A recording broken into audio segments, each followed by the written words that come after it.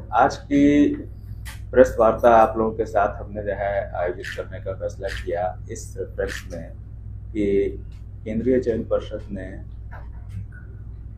विज्ञापन 1/2023 प्रकाशित किया था। उसके बाद लिखित परीक्षाएं उसके लिए और उसके बाद अब सेकंड चरण यानी कि शारीरिक दक्षता परीक्षा की तरफ हम बढ़ रहे हैं।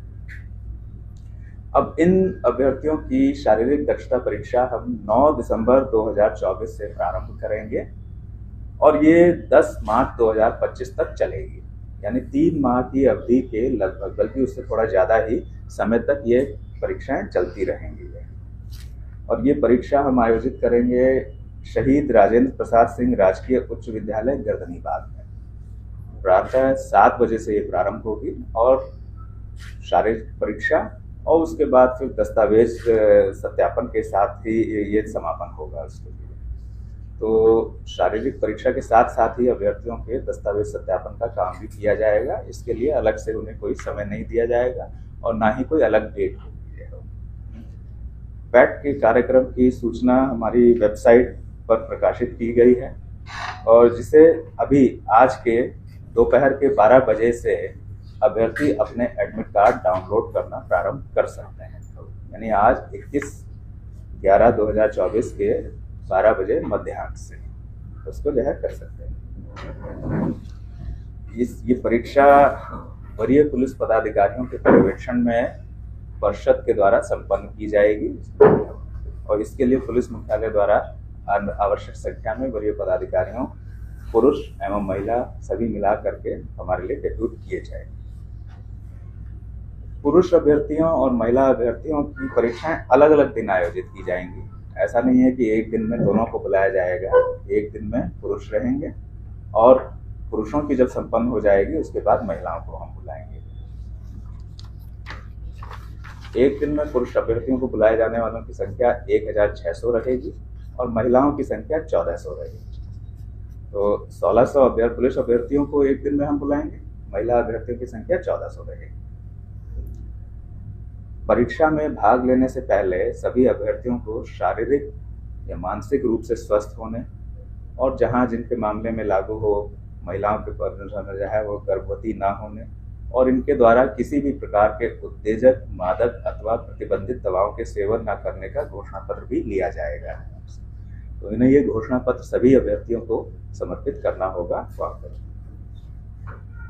इस परीक्षा में दौड़ की, गोला फेंक की, ऊंची कूद की परीक्षाएं होंगी और इनके लिए मार्क्स प्रिस्क्राइब्ड हैं कि कितना अचीव करने पर कितने मार्क्स मिलेंगे। तो वो सब विज्ञापन में प्रकाशित हैं, डिटेल में सभी जो है उसको सभी अभ्यर्थी उसका अध्ययन कर लें। जानते भी हैं क्योंकि समय से होता आ रहा है काफी समय से, तो इसलिए सभी अवगत हैं, लेकिन फिर भी जो है वे पुनः उसका अवलोकन कर लें। पुरुषों की ऊंचाई और सीने की माप ली जाएगी और महिला अभ्यर्थियों की ऊंचाई और वजन की नाप ली जाएगी। इनके मापदंड सभी प्रकाशित हैं, उनको जो है वो देख लीजिए। और इन सभी इवेंट्स में यानी कि ऊंचाई वगैरह में भी जो मिनिमम मापदंड हैं उनको क्रॉस करने वाले ही सफल होंगे, माने जाएंगे। दौड़ में, गोला फेंक में और ऊंची कूद में, इन सभी में अलग अलग पास होना होगा। ऐसा नहीं कि टोटल में पास होना है, हर एक इवेंट में अलग अलग अभ्यर्थियों को पास हो।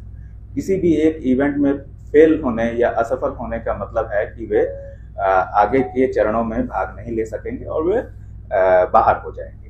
तो इसलिए सभी अपनी हर चीज के लिए पूरी तैयारी करें। दौड़ की जो कार्रवाई होगी और उसके जो समय का आकलन होगा वो कंप्यूटरीकृत पद्धति से होगा। पहले भी परिषद वैसे ही करती आई है। अभ्यर्थियों के पैरों में जो है वो एक चिप और जो है सेंसर के माध्यम से जो है इनका आकलन किया जाएगा। इसमें मानवीय हस्तक्षेप नहीं है और मानवीय हस्तक्षेप की गुंजाइश भी नहीं है कि उसमें कुछ हल्का फुल्का जो है मैनेज किया जा सके, वैसी कोई पॉसिबिलिटी नहीं है। और समय का आकलन मिनट, समय सेकंड में, सेकंड के 1000वें स्थान तक आकलन होगा।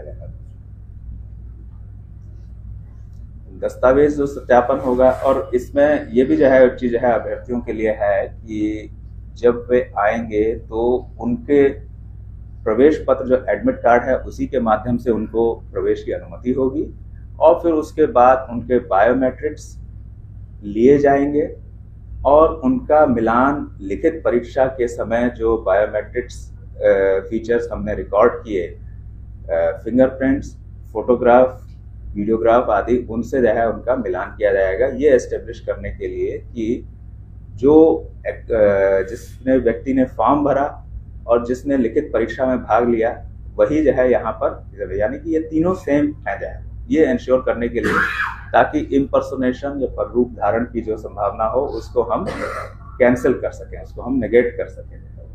तो ये दौड़ के उस समय अगर कोई जो है इसमें नहीं मिलान होता है और पररूप धारण का आरोपी पाया जाता है तो उनके विरुद्ध जो है इमीडिएटली जो है भारतीय न्याय संहिता और अन्य जो कानून है उनके तहत कार्रवाई होगी। तो सभी अभ्यर्थी ये ध्यान रखें और उनके परिजन भी यह रखें कि किसी तरह के पररूप धारण के लिए वे प्रयास ना करें। दस्तावेज सत्यापन जो होगा वो उसके लिए हमने अपने इस जो सूचना प्रकाशित कर रहे हैं उसमें सभी कैंडिडेट्स को उनकी कोटि के आधार पर किन दस्तावेजों के साथ आना है उसका भी हम स्पष्ट उल्लेख कर दे रहे हैं उसमें, ताकि उन्हें स्पष्ट रहे कि उन्हें किन किन दस्तावेजों के मूल प्रतियों के साथ सत्यापन के लिए उपस्थित होना है। यहाँ पर मैं फिर से जो है वह दोहरा दूं कि इसके लिए किसी भी अभ्यर्थी को एक्स्ट्रा टाइम या एक्स्ट्रा डेट नहीं दी जाएगी और ना ही उनका अनुरोध माना जाएगा। उस दिन वे अपने प्रमाण पत्र सारे जो है ले करके आए, जो वे समर्पित करेंगे और जो है उनका मिलान किया जाएगा उसके आधार पर ही परिषद उनके क्लेम के पुष्ट होने अथवा ना पुष्ट हो पाने के बारे में निर्णय लेगी। उनका अनुरोध बाद में समर्पित करने या समय विस्तार का मान्य नहीं होगा, उस समय के आधार पर ही उनका मान लिया जाएगा। और इसमें जो है कुछ चीज़ें जो है जो मैं समझाना चाहूँगा कि जैसे EWS कैटेगरी के जो रहे हैं तो उसके लिए वित्तीय वर्ष निर्धारित है कि किस वित्तीय वर्ष का आपको प्रमाण पत्र या आय एवं प्रमाण पत्र जो भी उसको बोला जाता है उन्हें लेकर के आना है, वो हमारे सूचना में प्रकाशित है, उसी अवधि का वो लेकर के आए। इसी प्रकार से जो BC या EBC कैटेगरी के हैं जिन्हें नॉन क्रीमी लेयर सर्टिफिकेट ले देना है वे जो है ले करके आए। उसमें ये भी है कि यदि उनका 1 वर्ष पूर्व की अवधि का निर्गत है, उसकी 1 वर्ष से ज़्यादा हो चुकी है अगर, तो उन्हें साथ में एक प्रपत्र होता है 18B, उसमें घोषणा पत्र वो भी देना है जहाँ, यानी कि जिनका NCL सर्टिफिकेट 1 वर्ष से पहले का निर्गत है उन्हें सर्टिफिकेट प्लस घोषणा पत्र दोनों देना है, एक से काम नहीं चलेगा। जिनका 1 वर्ष की अवधि के भीतर का है उनका जो है उससे काम सिर्फ NCL सर्टिफिकेट से काम उनका जो है चल जाएगा। इसी तरह की और भी कई चीज़ें जो है विवाहित महिलाओं के बारे में वगैरह में वो सब उसमें जो है हमने सूचनाएं विस्तार से दे दी हैं ताकि किसी प्रकार का कोई संशय ना रहे। स्वतंत्रता सेनानी के जो आश्रित हैं उनके बारे में जो है कि परिचय पत्र मात्र मान्य नहीं होगा, एक प्रमाण पत्र दिया जाता है जो क्या जिसका फॉर्मेट वगैरह सब प्रिस्क्राइब है, उसी के आधार पर वो प्रस्तुत करेंगे तभी उनका दावा माना जाएगा। ये कुछ चीज़ें हैं और ये ऐसा नहीं है कि मैंने जो है पूर्ण कर दी हैं, ये कुछ मेन मैंने बताई हैं, बाकी सभी जो है उसमें सूचना में अंकित हैं, तो सभी अभ्यर्थी उनको पढ़ लेंगे। और एडमिट कार्ड में भी इनके बारे में हम संक्षेप में लिख दे रहे हैं ताकि उन्हें उस समय भी जो है साथ में उपलब्ध रहे, सामने रहे कि उन्हें क्या क्या करना है। और ये तो सभी जानते हैं कि आरक्षण का दावा जो है सिर्फ बिहार राज्य के निवासियों के लिए ही है, किसी भी तरह का आरक्षण हो कोई सा भी। ये जो है मेरी तरफ से था कि हमारा क्या शेड्यूल रहेगा और किस तरह की हमारी व्यवस्थाएं रहेंगी। और ये मैं जो है ये बिहार की जनता और हमारे सभी अभ्यर्थियों उन सबको मैं आश्वस्त कर दूं